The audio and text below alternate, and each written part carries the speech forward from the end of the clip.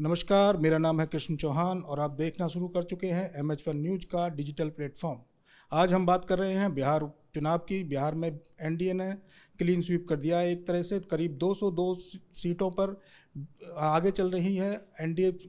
और हमारे साथ इस टाइम मौजूद हैं राजनीतिक विशेषज्ञ नागेंद्र परमार जी। उनसे हम बात करेंगे, जानेंगे कि किस तरह से बिहार चुनाव में बीजेपी लगातार आगे बढ़ रही है और महागठबंधन को जो करारी मुंह की खानी पड़ी है उसको लेके पूरा विश्लेषण आपको दिखाएंगे। किस तरह से पी के पीछे रह गए हैं, तो उनसे जानते हैं कि किस तरह इन चुनावों में बीजेपी ने बाजी मार ली है। सबसे पहले मेरा सवाल सर आपसे यही रहेगा कि बीजेपी जिस तरह से महाराष्ट्र पहले, फिर हरियाणा, फिर दिल्ली और दिल्ली के रास्ते अब बिहार पहुंच गई है और लगातार जीतती हुई जा रही है, तो इसके पीछे एक ऐसी क्या चीज़ है कि बीजेपी लगातार जीत ही रही है और जो विपक्ष है वो हारता ही जा रहा है। चौहान जी देखिए, इसे हम भाजपा और भाजपा के साथ साथ एनडीए की रणनीतिक जीत कहेंगे।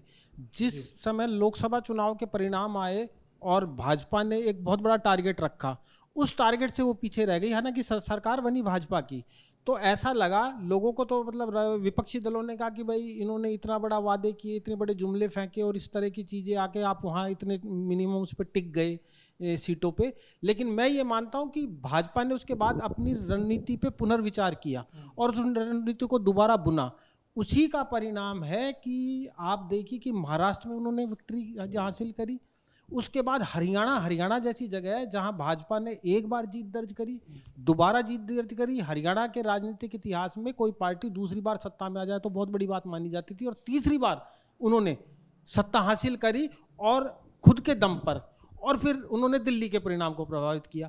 अब अगर हम बिहार के चुनाव का विश्लेषण करने पे आएंगे, जैसा आप जो कह रहे हैं, ये बहुत मायना रखता है। देखिए, ये बताता है कि उनकी रणनीतिक समझ एनडीए की और विशेषकर भाजपा की कितनी बेहतरीन थी।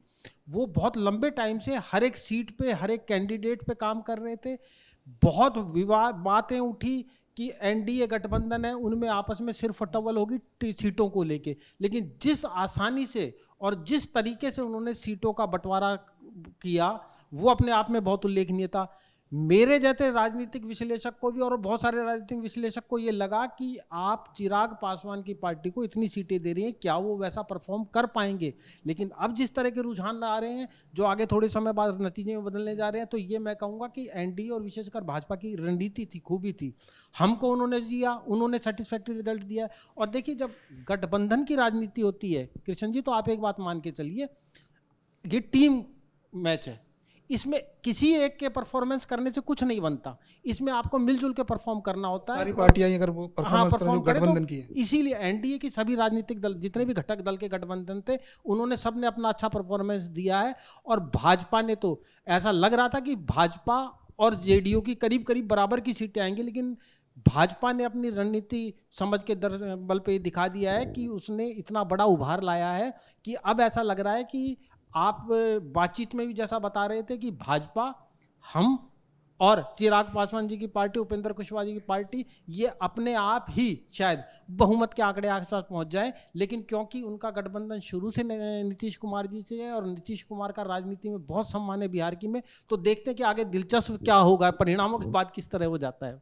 एक सवाल और है मेरा, जो बीजेपी की रणनीति थी वो तो सटीक बताई जा रही है कि बहुत अच्छी रणनीति, लेकिन इस रणनीति का चाणक्य कौन था? कौन ऐसा चेहरा था पीछे जिसने ये संभव किया इतनी सीटें? क्योंकि शुरू में तो बीजेपी और गठबंधन को कहा जा रहा था कि भाई ये तो ज़्यादा सीटें नहीं जीत पाएंगे, महागठबंधन तो लगातार यही कह रहा था। देखिए, शुरू से ही जब से 2014 से भाजपा ने सत्ता संभाल ली है, तो प्रधानमंत्री नरेंद्र मोदी और अमित शाह जी, जो गृह मंत्री हुए देश के, इन दोनों को माना जाता है कि ये वो राजनीतिक जोड़ी है जो अपनी राजनीतिक कुशलता और राजनीतिक रणनीति का परिचय देती हैं। और ऐसी बातें हम देखते भी रहे हैं और सुनते भी रहे हैं कि सीट दर सीट वो किस तरह का आकलन करते हैं। अब भाजपा सिर्फ वो पार्टी नहीं अन्य राजनीतिक दलों की तरह कि आपने एक सर्वे करवा लिया और सर्वे के दम पे कह दिया। 2-2, 3-3 चरण के सर्वे होते हैं, जमीनी रिपोर्ट ली जाती है कि एक एक विधानसभा की वास्तविक स्थिति क्या है। और आप देखिए, हर राज्य के चुनाव में देखिए और इवन आप लोकसभा चुनाव में देखिए कि भाजपा को जब भी ये लगता है कि ये उम्मीदवार, चाहे वो कितना ही दिग्गज हो अपने क्षेत्र का, कि इसकी रिपोर्ट ठीक नहीं है, सर्वे रिपोर्ट ठीक नहीं है विधानसभा या इस लोकसभा के लिए, तो वो टिकट काटने में कतई गुरेज नहीं करते। हमें बिहार में भी ये देखने को मिला। तो मैं तो ये मानता हूं कि अमित शाह जी और प्रधानमंत्री खुद इसके हैं। बाकी काडर इस समय, क्योंकि भाजपा से बड़ा कोई काडर नहीं है, उनका बूथ लेवल पे, पन्ना लेवल पे, ब्लॉक लेवल पे पूरा काडर है, तो वो काडर तो नींव की ईंट है ही, जो नींव है उस नींव पे ये इमारत जीत की बनाई गई है। लेकिन एक सवाल यहाँ ये भी है कि रणनीतिकार तो प्रशांत किशोर भी बहुत अच्छे थे, कई पार्टियों को जिताया उन्होंने, ममता बनर्जी, कांग्रेस, सबके साथ रहे, बीजेपी, लेकिन यहाँ बिल्कुल फेल हो चुके हैं वो। यहाँ तो उनका मतलब जो कहते हैं कि राजनीति का कोई शॉर्टकट नहीं होता, तो वो बिल्कुल सटीक बैठ रहा है। ये चौहान जी देखिए, होता क्या है कि एक तो राजनीति कभी शॉर्ट टर्म की चीज़ नहीं होती है। कभी कभार ऐसा होता है कि जैसे आम आदमी पार्टी के साथ हुआ कि उन्हें अचानक से इतनी सफलता मिल गई, वरना राजनीतिक की पगडंडियां बड़ी पथरीली होती हैं और वो बहुत समय मांगती, क्योंकि राजनीति में सत्ता में आने का रास्ता क्या होता है? सत्ता में आने का रास्ता है कि आप लोगों के दिल को जीते, अपनी बात, अपने विचार, अपने सिद्धांत, अपनी कार्यनीति को उन तक पहुंचाएं।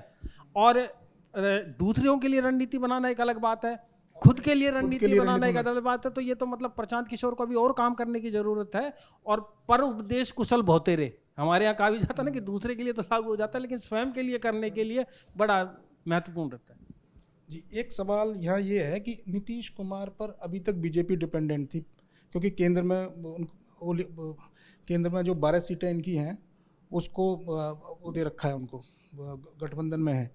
लेकिन अब राज्य में क्या है? अब राज्य में मुझे ऐसा लग रहा है कि नीतीश कुमार अब बीजेपी पे डिपेंडेंट है, क्योंकि उनकी सीटें बीजेपी से कम हैं और बीजेपी ऐसा मार्जिन लेके पहुंच गई है, बीजेपी, एलजेपी और हम, ये मतलब इनको मिला के देखते हैं तो करीब करीब जादू आंकड़े के पास पहुंच रहे हैं लोग। ऐसे में नीतीश कुमार क्या सीएम बन पाएंगे इस बार भी? ये सवाल जैसा आपके मन में वैसा ही मेरे मन में, और मैं ये मानता हूँ कि बहुत सारे लोगों के जो राजनीति में जुड़े हुए हैं, राजनीति को देखने की इच्छा रखते हैं और थोड़े राजनीतिक रूप से जागरूक हैं, उन सब के लिए ये एक बंदा कहते हैं ना, लाख टके का सवाल हो गया है अभी ये। हालांकि मेरी निजी जो विचार है वो मैं ये मानता हूँ कि क्योंकि नीतीश कुमार अब राजनीतिक सफर के उस मोड़ पे खड़े हैं जहां कुछ एक समय बाद शायद वो अपने राजनीतिक जीवन से संन्यास लेने की स्थिति में, उनकी उम्र का जो तकाजा है और वो चीज़ है। तो मेरे को ये लगता है कि शायद भाजपा बहुत लंबे समय तक एनडीए गठबंधन के वो सहयोगी रहे हैं और इसमें कोई बात नहीं कि देखिए ये पूरा चुनाव जो लड़ा गया है ये नीतीश कुमार के सुशासन पे लड़ा गया है, उनके 20 साल के शासन पे लड़ा गया है। तो शायद मुझे लगता है कि इन बातों को ध्यान में रखते हुए भाजपा एक बार शुरू में तो शायद उन्हें कमान संभालने का मौका दें। बाकी भाजपा क्या रणनीतिकार क्या रणनीति बनाते हैं, किस तरह से इंप्लीमेंट करते हैं और भाजपा क्या करेगी, ये जानना अब सबके लिए बड़ी टेढ़ी खीर हो चुका है कि मतलब पहले हम समझ नहीं सकते ना जान सकते। लेकिन आम विचार के नाते मेरा विचार ये है कि शायद भाजपा उनके सम्मान को बरकरार रखे। अब सवाल तेजस्वी यादव की राजनीति का, अब राजनीति में वो आगे क्या करेंगे? क्योंकि इस बार तो सीटें बहुत सारी कम हो गई हैं उनकी, करीब करीब महागठबंधन 37 सीटों के आसपास है और उसमें इनकी 30 के आसपास इनकी सीटें हैं। कांग्रेस भी इस बार कोई कमाल नहीं कर पाई, कांग्रेस भी 3-4 सीटों पे ही है। तो आगे कांग्रेस और तेजस्वी यादव की बिहार के अंदर क्या रणनीति रहेगी और क्या राजनीति रहेगी? क्योंकि तेजस्वी यादव जो लालू यादव के नाम पे ही अभी तक उनकी राजनीति चल रही थी और लालू यादव ही सब कुछ देख रहे थे, लेकिन अब तेजस्वी इंडिपेंडेंट क्या करेंगे? आपने बड़ी महत्वपूर्ण सवाल ये पूछा है। कांग्रेस के लिए तो कोई ज़्यादा बुरी स्थिति इसलिए नहीं कि कांग्रेस का मैं मानता हूँ कि ब्लॉक और बूथ लेवल का संगठन पूरा वैसा नहीं था ना। आप देखिए कि कोई ऐसा चेहरा कांग्रेस के पास बिहार में कम से कम है जो पूरे बिहार के लिए सर्वमान्य हो। लेकिन ये सेटबैक कम से कम तेजस्वी यादव और आरजेडी के लिए बहुत बड़ा है। आरजेडी इस बार जो लड़ाई लड़ रही थी बिहार चुनाव की, वो वर्चस्व की लड़ाई लड़ रही थी और आरजेडी जिस तरीके से तेजस्वी यादव को पार्टी को ये लगता था कि हम युवाओं की बेरोजगारी की, रोजगार की बात कर रहे हैं, शिक्षा की बात कर रहे हैं, उन्होंने अपने मुद्दे भी वहां तक सीमित रखे, उसी के इर्द गिर्द उन्होंने रणनीति बनी और उन्होंने लोगों को विश्वास जिताने के लिए जो उनका घोषणा पत्र था उसमें तेजस्वी प्रण उसे नाम दिया कि मैं प्रण लेता हूं, मैं शपथ लेता हूं कि मैं इन्हें पूरी तरह इंप्लीमेंट करूंगा। उनका फेल होने का मतलब ये है कि वो सीटों की गणित में लोगों के, बिहार के लोगों की नब्ज को पकड़ने में वो भाप गए हैं। और दूसरा एक चीज और है, देखिए क्या होता है कि राजनीति में जब आप विरासत आपको मिलती है, आपको लेगेसी मिलती है, तो उस विरासत में अच्छाई के साथ साथ कुछ जो गुण दोष हैं, दोष भी आपको मिलते हैं। तो लालू प्रसाद यादव जी के शासन में जो जंगल राज जैसी जो बातें थी वो कहीं ना कहीं तेजस्वी के राजनीतिक भविष्य को संवारने के बीच में वो भी आड़े आती हैं, मेरा ऐसा मानना है। ये परिणाम तो कम से कम यही दिखाता है, मतलब ये जो रुझान है ये अगर परिणामों में बदलता है तो ये तो यही दिखाने जा रहा है। अब सवाल यहाँ भी ये भी है कि बीजेपी और एनडीए और इनको सबको जो बम्पर जीत मिली है, अभी तो रुझान ही है, लेकिन अब थोड़ा कुछ देर बाद उसमें रिजल्ट में कन्वर्ट हो जाएंगे। अगर रिजल्ट में यही कन्वर्ट होते हैं तो मतलब ऐसा नहीं लग रहा कि कोई विकल्प था बिहार में या नहीं था, इस वजह से बीजेपी को ये इतनी सीटें मिल रही हैं। चौहान जी देखिए, जहां भी कभी विधानसभा चुनाव होते हैं विकल्प के तौर पे विपक्षी दलों के पास हमेशा वो विकल्प मौजूद रहते हैं, लेकिन चुनाव क्या है कि चुनाव का मतलब ये है कि आपकी रणनीति क्या है, उसकी सीट दर रणनीति क्या है, आप चुनाव किस तरीके से लड़ना चाहते हैं, किस मोड पे लड़ना चाहते हैं, वो बहुत महत्वपूर्ण है। और प्रत्याशियों का चयन, मुद्दों का चयन, आपकी कार्यनीतियों का चयन, और उसके बाद सबसे बड़ी बात है कि पार्टी की नीतियां, कार्यशैली और घोषणाएं, उनसे जनता रूबरू रहे, उनसे जनता टच करे, जनता को वो विश्वास हो कि ये अगर आती है पार्टी सत्ता में तो इन्होंने जो घोषणाएं करी हैं, इनके जो सिद्धांत है या इनकी जो कार्यनीति है वो हूबहू नीचे उतरेगी जमीन पे, तब जनता कहीं जाके वोट करती है। देखिए लोकतंत्र की सबसे बड़ी खूबसूरती क्या है कि एक व्यक्ति के पास एक वोट होता है, लेकिन उस वोट की कीमत को अब देश का आम आदमी पहचानता है कि उस वोट की कीमत क्या है। जैसे हम बिहार के मामले में देख रहे हैं, आप बिहार में देखिए कि मातृशक्ति ने, नारी शक्ति ने, ये जो बड़ी प्रचंड अगर जीत में बदलता है ये जो रुझान है, तो इसमें मातृशक्ति का और नारी शक्ति का बहुत बड़ा योगदान है, बहुत कंसंट्रेट होकर उन्होंने वोट किया है, तो ये बात बहुत बड़ी जरूरी हो जाती है कम से कम। अब मेरा सवाल ये है कि अब जब बीजेपी अगर सरकार बन जाती है, नीतीश कुमार मुख्यमंत्री बन जाते हैं, जो पलायन का मुद्दा है कि पलायन जो अब लगातार बिहार से जो हो रहा है, लगातार पलायन होता रहता है, क्या ये पलायन रुकेगा? और जो बड़े शहर हैं जैसे दिल्ली है, मुंबई है, सूरत है, वहाँ जो बर्डन बढ़ता रहता है लगातार, अगर बिहार में विकास होगा तो पलायन रुकने की उम्मीद कैसे कर सकते हैं क्या हम? नहीं देखिए, जो जब से दोबारा इस बार गठबंधन में आए हैं भाजपा और नीतीश कुमार, और साथ साथ में चिराग पासवान के भी दिमाग में ये बातें हैं, इस चीज को तो कम से कम आपको शॉर्ट आउट करना पड़ेगा। जो भी सरकार आती है करती है, आपने 20 साल शासन चलाया, गठबंधन के साथ शासन चलाया, बहुत अच्छी बात है, लेकिन अब बिहार का प्रवासी जो है वो ये चाहता है कि वो अपने घर लौटे, वहां उसे काम मिले, वहां उसे रोजगार मिले, वहां वो कुछ धंधा कर पाए। इस मॉड्यूल पे काम सरकार को करने की आवश्यकता है, क्योंकि आप देखिए 5 साल के लिए तो जनमत ले सकते हैं, लेकिन जनमत के बाद आपको रिपोर्ट कार्ड अब पेश करना होता है। अब देश का जनमत वैसा नहीं बचा है, आम आदमी वैसा नहीं बचा है कि आपने किसी तरीके से बहुमत हासिल कर लिया, 5 साल बाद आप फिर के खड़े हो गए और फिर आपने जुमले फेंक दिए और कुछ कर दिए। भाजपा और एनडीए गठबंधन की अगर सरकार यहाँ बनती है, ये रुझान अगर परिणामों में बदलते हैं, तो आपने जो सवाल उठाया वो बहुत लाख टके का सवाल है कि सरकार को इस पे काम करना होगा। और इन चुनावों के मुद्दों में ये एक बहुत बड़ी बात रही है, आपने बिल्कुल वाजिब बात उठाई है, बहुत बड़ा मुद्दा था चुनाव के बीच में, और लोगों ने इसके हिसाब से ही वोट किया है, एक बड़ा परसेंटेज वोट का इस तरफ भी रहा है। अब मेरा सवाल, अब आखिरी सवाल ही समझिए इसको जो पूछ रहा हूँ मैं, ये अब जो महागठबंधन को हार करीब करीब अब दिख ही रहा है रुझानों में हार मिलेगी, अब ये महागठबंधन ईवीएम पे ठीकरा फोड़ेगा या ओबीसी पे? क्योंकि 2 ऐसे फैक्टर है ये, जब भी कहीं हार होती है तो ईवीएम या फिर ओबीसी या फिर किसी और पार्टी को ले आते हैं कि उसने हमारी वोट काट दी।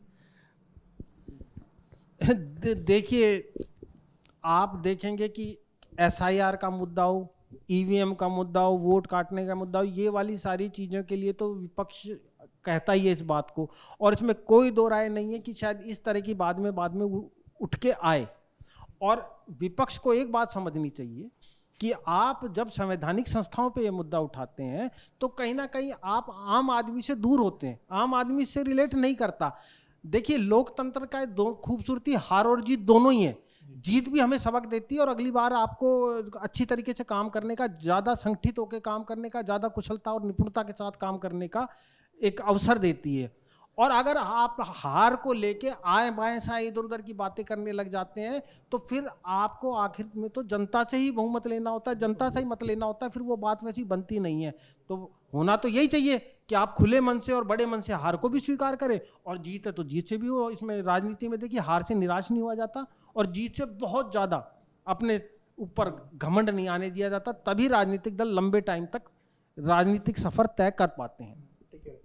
अब सवाल इसमें ये भी है कि जो एसआईआर का मुद्दा विपक्ष ने उठाया था काफ़ी ज़ोर शोर से, एसआईआर में वोट कट गया, वोट नहीं, आपको वोट नहीं दे पाएंगे, ये नहीं होगा, तो वो मुद्दा पूरी तरह फेल हो गया या विपक्ष कोई मुद्दा उठा ही नहीं पाया, उनके पास कोई मुद्दा ही नहीं था?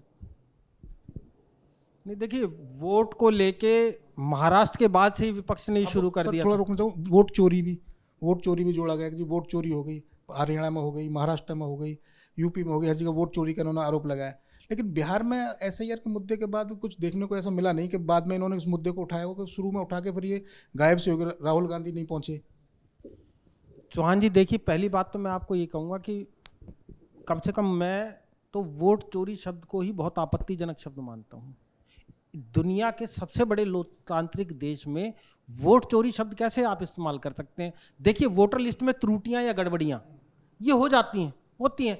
त्रुटि हम कह सकते हैं, कर सकते हैं, लेकिन वोट चोरी तो बहुत बड़ी बात है जो आप कह रहे हैं। और ये वोट चोरी कहने का मतलब आप ये देखिए, सिर्फ ये देश के लिए नहीं है, ये आप पूरी दुनिया में खुद एक परसेप्शन बना रहे हैं, देश के खिलाफ बना रहे हैं, जाने अनजाने ये हो सकता है।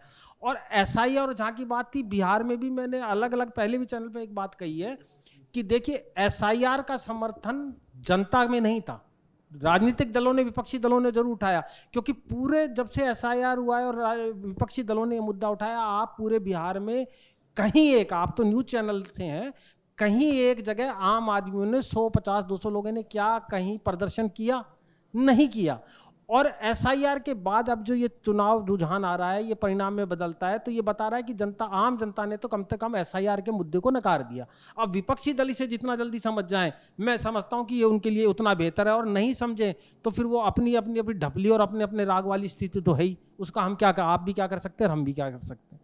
तो आपने सही कहा कि विपक्ष जितनी जल्दी है उतना समझ ले, क्योंकि आने वाले समय में और भी चुनाव हैं, यूपी में चुनाव है, और यूपी का रास्ता बिहार से तय हो गया है कि बिहार में जिस तरह से एनडीए की जीत हुई है, और अब यूपी का चुनाव आने वाला है। तो नागेंद्र जी, आपका बहुत बहुत धन्यवाद MH1 डिजिटल आपका और MH1 न्यूज का बहुत बहुत तो धन्यवाद। आप देखते रहिए MH1 न्यूज डिजिटल। बहुत बहुत धन्यवाद।